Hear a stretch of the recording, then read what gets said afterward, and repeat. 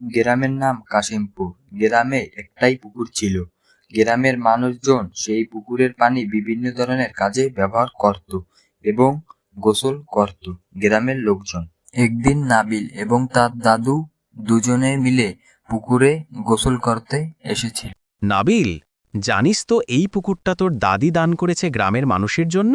কিন্তু গ্রামের এক লোকের মনে অনেক লোভ জন্মায় পুকুরটার প্রতি। এই পুকুরের মাছ তো দারুণ বড় হয়েছে। এই সব মাছ আমার, এই পুকুরটাও আমার। চাচা, আসুন সবাই মিলে একসাথে মাছ ধরে বাজারে বিক্রি করতে যাই। চলেন, মাছগুলো অনেক বড় হয়েছে। না, এই পুকুর শুধুই আমার। আজকে থেকে তোমাদের কোনো অধিকার নেই এই পুকুরে। সবাই এখন চলে যাও এখান থেকে। গ্রামবাসীরা সবাই মিলে নাবিল এবং তার দাদুর কাছে বিচার দিতে গেল। আপনাদের দেওয়া ওই পুকুর এখন মোশাররফ ভোগ করে।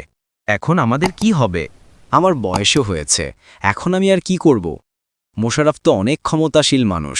হঠাৎ একদিন মোশাররফ কাকা অসুস্থ হয়ে পড়ে। তারা দেখতে পেল মোশাররফ কাকা অসুস্থ।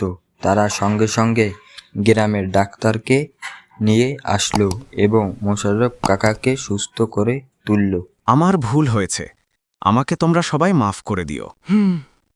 আমি ক্ষমতাশীল ছিলাম বলে তোমাদেরকে ঠকাইতে চেয়েছিলাম, অথচ তোমরাই আজকে আমাকে বিপদ থেকে উদ্ধার করছো। প্রকৃতির জিনিস সবার জন্য, একা দখল করা মানে নিজের ক্ষতি নিজে করা। ভিডিওটি ভালো লাগলে চ্যানেলটি সাবস্ক্রাইব করুন।